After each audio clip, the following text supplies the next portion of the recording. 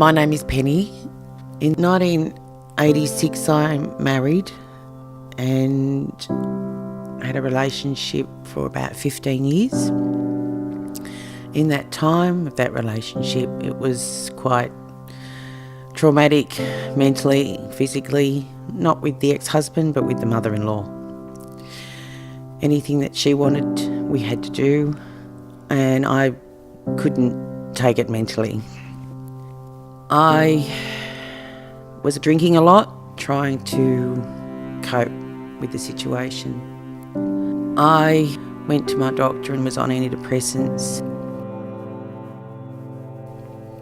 The highlight of my time was when I had my daughter, and she was born in Queensland. As we moved there, tried to get away from the in-laws. We moved back about in 95, 96. In that time, we moved from one place to another on the Central Coast and settled at a place at Berkeley Vale, and I had another child. That was a bit traumatic as well, because then I found out later that the husband had an affair. So that was the end of the marriage. I then tried to commit suicide because I couldn't cope with the mother-in-law, the ex-husband, and I wanted to end everything. I went into Mandala. They gave me treatment for depression. Basically, it was just counselling, and then I was let out and came home, and that's where I came home to. No children, no furniture of theirs or anything. It was all gone. My little boy was only very, very young as a baby, and my daughter was about 5 or 6. The ex-husband took everything. I then kept drinking and took antidepressants, and in the end I tried to pull myself together and went to family law court and fighting for the children, and I eventually got sort of shared care. In April 2004, I wanted the children back for the holidays. He said, "You're not getting them." And I thought I had to go back to family law court again, and I thought this is going to be all too traumatic because it takes 6 to 12 months to actually get a hearing. And I said, I'm going to take matters into my own hands, and I put 2 knives in my bag. I was absolutely drunk. Took a taxi to his restaurant, and I automatically took the knife out of my bag and I put it to his throat, and I desperately wanted to kill him. The ex-mother-in-law was behind the bar, and I thought, oh, well, she's going to lunge at me first. Well, I'm going to get in first before she does. So I stabbed her in the stomach. The police were called and I was taken into custody, and mother-in-law was taken to hospital. It was a life-threatening stab wound, and she had to be operated on, and lucky for me that she survived and for herself. I then was taken to Gosford Police Station and charged, and then the next day I was taken to Mullewa, which that was pretty horrific. And I was there for whole Easter break, and then I got out on bail with a fellow who was a solicitor, and he said to me, "Do you think you might have a drinking problem? Maybe AA might be good for you." And I thought, oh, anything's worth a try. So I went to AA, and they were very good to me. Went back to court in 2005, and then I was sentenced to 12 months in jail and then 12 months on parole. When the verdict was handed down, you were very emotional. And I thought, I'm going to survive this.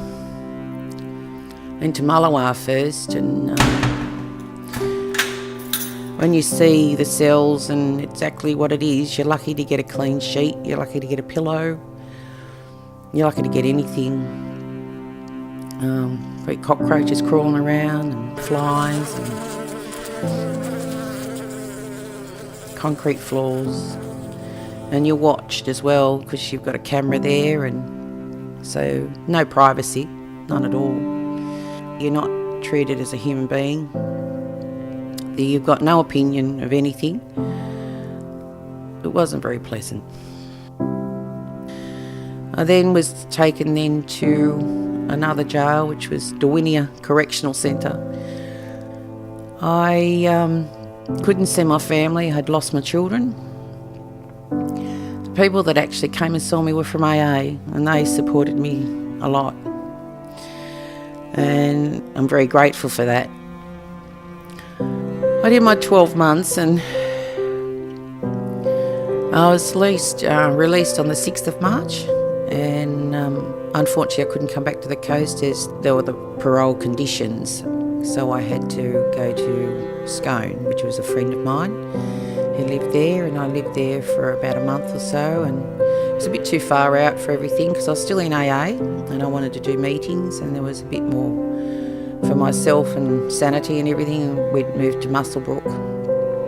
As for working, it came very difficult when I came out of jail with a criminal record that I had. It's very difficult. As being a AIN nurse, that was impossible to go back to. Had a good parole officer for that time, and March 07 I was allowed back to the Central Coast, which I thought was quite strange, but so I came back and moved in with a friend, and then got another house of my own, and then went back to family law court to see if I could see my children.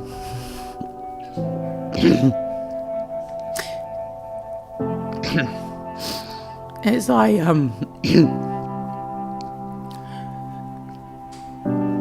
as Samantha was growing up, I missed out on her teenage years, and we started to write letters to each other to start with, just to see how I was, see if I wasn't drinking or anything, and eventually she came to see me, and that was about early in 2010. And things have blossomed from there on. I love life at the moment. I have a wonderful partner. When you look back on people that are in jail, we're not all bad. There's just bad circumstances that happened, and people always deserve a second chance.